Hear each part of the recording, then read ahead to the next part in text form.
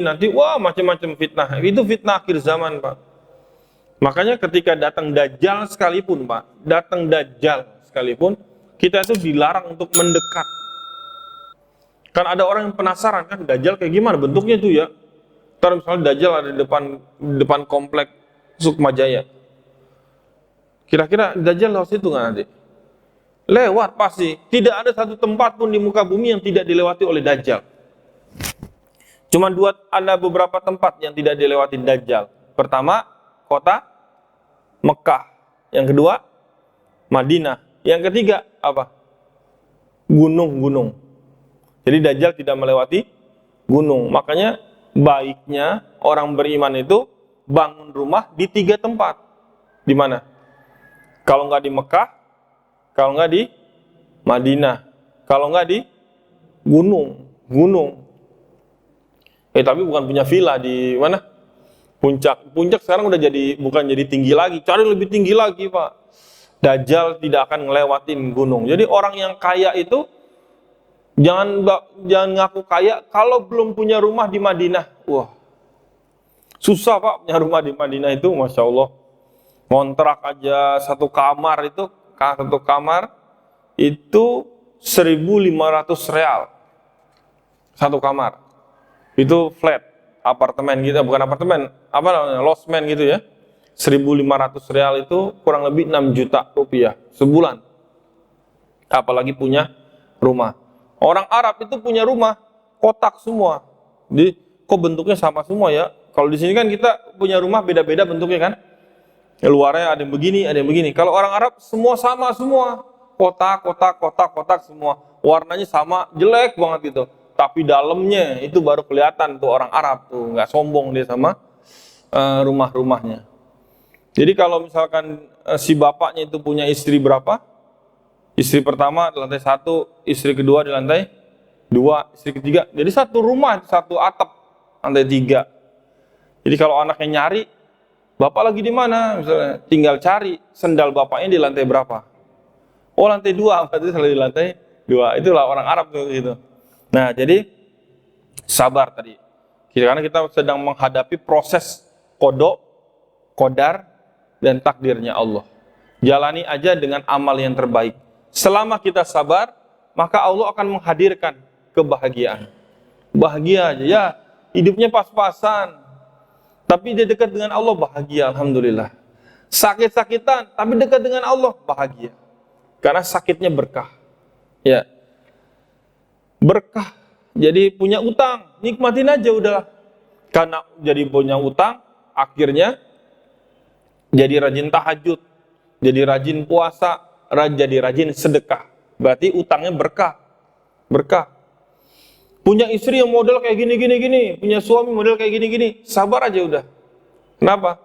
Ya karena punya pasangan model seperti ini, akhirnya jadi rajin berdoa sama Allah, ya Allah, istri saya kok begini amat ya Allah, gitu kan. Suami saya kok gini-gini amat ya Allah. Nah, rajin berdoa, rajin sedekah, mudah-mudahan nih karena sedekah saya nih suami saya jadi benar. Wah, nah ini rajin sedekah. Pas utang lunas, tahajud nggak pernah, duha dihilangin, sedekah nggak pernah. Pas penyakit sembuh, jadi nggak pernah puasa Senin Kemis. Pas suami udah tobat, nggak pernah sedekah lagi. Nah, berarti lunasnya utang, sembuhnya penyakit, itu tidak menjadikan kita semakin taat kepada Allah. Tidak menjadikan kita bahagia. Nah, itu berarti tidak berkah.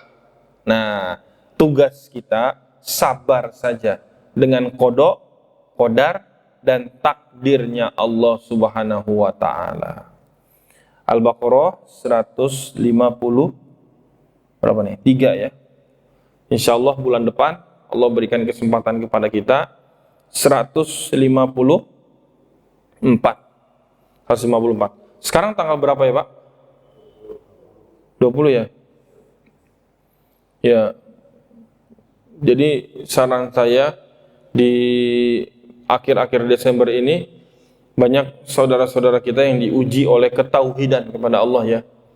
Kemarin tahun lalu itu ada salah satu ustadz di atas khutbah mimbar Jumatnya mengucapkan selamat Natal. bagi orang-orang Nasrani di atas mimbar. Nah, terus masuklah pertanyaan ke saya. Terus saya jawab, kepentingannya apa ngucapin selamat Natal di atas mimbar? Itu yang hadir kan orang Islam semua. Jadi ini sengaja banget ini Ustadz memperkeruh suasana gitu ya. Padahal terserah mau berbeda pendapat seperti apa. Tapi kalau saran saya, kita sebagai seorang Muslim ya tidak usah mencampuri ibadah agama lain. Lakum dinukum waliyan. Agama dia, agama kita, gitu kan? Jadi nggak usah kita bingung-bingung kayak gitu-gitu mah. Karena Nabi sendiri itu, apa Nabi itu tidak ketemu sama Natal, Pak? Ketemu nggak Nabi sama Natal? Karena ada ulama yang bilang, saya kadang suka lucu juga. Ada ustadz bilang, masalah Natal itu ustadz, masalah kontemporer. Tahu kontemporer, Pak? Masalah zaman sekarang. Zaman Nabi itu nggak pernah dibahas. Kata siapa? Emang Nabi gak ketemu Natal? Nabi ketemu sama Natal, Pak. Natal itu mulai dirayakan tahun 300-an Masehi. 300-an Masehi. 300 Masehi. Saya lupa. 300 berapa? Nabi lahir tahun berapa? 571 Masehi. Ya berarti setiap tahun Nabi selama 63 tahun itu ketemu dengan Natal setiap tahun. Tapi tidak ada satupun yang menyebabkan kemudian Nabi dan para sahabat itu mengucapkan, so selamat Natal ya, sekarang dibalut-balut dengan toleransi. Giliran kita nyebut dia orang kafir, dia marah. Ya kan? Itu kan Al-Quran yang bilang kafir. Lebih terhormat mana Pak? Kafir atau non-muslim? Lebih terhormat kafir daripada non-muslim. Kafir artinya tertutup dari Tuhan kita Allah. Dari Tuhan kita Allah. Ya emang mereka kafir, tertutup dari Tuhan kita Allah. Tuhan kita kan Allah. Tertutup. Terus kalau non-muslim artinya apa? Muslim artinya orang yang selamat. Berarti non-muslim orang yang tidak selamat gitu artinya. Berarti non-muslim orang yang tidak selamat. Kenapa dia milih sebutan non-muslim? Berarti dia milih sebutan saya itu orang yang tidak selamat. Ini nyebutin gitu sendiri. Jadi lakum dinukum waliyadin. Kemudian perlu saya sampaikan lagi untuk masalah yang kayak gitu, Natal gitu ya. Natal itu masalah kekufuran, Pak. Bagi kita sebagai umat muslim itu kekufuran. Qad kafarul ladzina qalu, sungguh telah kafir orang-orang yang mengatakan Nabi Isa itu adalah Tuhan. Kata Allah, surat Al-Maidah 82-83. Sungguh telah kafir orang-orang yang mengatakan Allah itu tiga. Sudah disebutkan ya, itu berarti bagian dari kekufuran.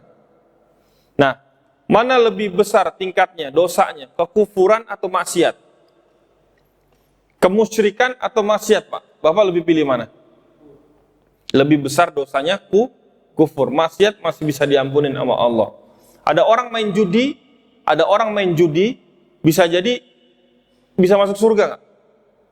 Bisa setelah dosanya itu diampunin, dia dibakar dulu dia di neraka gitu. Baru kemudian dia masuk surga. Selama dia ada kalimat la ilaha illallah dalam jiwa dia. Nah, ada orang main judi, dia menang judi nih. Terus kita doain, selamat ya Pak, udah menang judi, mudah-mudahan hartanya berkah, bermanfaat buat keluarga, buat anak-anak. Ada nggak kita doain begitu? Nggak ada. Itu orang maksiat, kita nggak boleh ngedoain begitu kan? Apalagi orang yang melakukan kekufuran, masa kita doain selamat ya Pak, hari ini sudah ini nggak boleh. Makanya saran saya, lakum dinukum waliyadin. Bagi dia agamanya, bagi kita agamanya. Kalaupun ada saudara kita, orang tua kita, nauzubillah, yang masih dalam agama lain, Nasrani, kalau dia sedang ini, ya kita datengin aja, tapi tidak usah mengucapkan apa-apa ya. Mudah-mudahan ini mengingatkan saya pribadi dan teman-teman jamaah untuk selalu menjaga ketauhidan kita kepada Allah Subhanahu wa taala. Ya, ista'inu bis sabri was shalah, mintalah pertolongan kepada Allah dengan sabar dan salat. Baik. Ini mungkin ya yang bisa saya sampaikan, Al-Baqarah 153. Nanti Bapak bisa lihat di Quran masing-masing di rumah ya. Sebelum ditutup mungkin ada yang mau tanya enggak? Alhamdulillahirabbil alamin. Mudah-mudahan kita bisa mengamalkan bersama-sama dan dan kita semua terbebas dari fitnah-fitnah akhir zaman. Kita bisa selamat istiqomah menjalankan perintah-perintah Allah, berkah rezeki kita semua, berkah kesehatan kita semua, berkah keluarga, anak-anak cucu kita semua. Bapak, Ibu, kita doakan saudara-saudara kita yang saat ini khususnya jamaah Masjid Al-Amin, ya, para donatur Masjid Al-Amin, pengurus Masjid Al-Amin yang saat ini khususnya sedang diuji oleh Allah sakit. Banyak yang sakit ya sini Pak ya, di jamaah-jamaah kita. Salah satunya ada Pak Mahdi Sofwan yang lagi akan dioperasi, mudah-mudahan operasinya dimudahkan ya oleh Allah dan sakitnya disembuhkan oleh Allah. Kemudian ada Pak Sagio ya Pak, yang juga sekarang sedang sakit, mudah-mudahan sakitnya juga disembuhkan oleh Allah, diganti dengan kesehatan yang menyembuhkan semua penyakitnya dan menghapuskan dosa-dosanya. Kemudian ada pengurus kita Pak Furi ya, iya, yang sedang COVID-19. Mudah-mudahan COVID ini juga menjadi wasilah beliau diangkat derajatnya, disembuhkan sakitnya, dikabulkan banyak doa-doanya.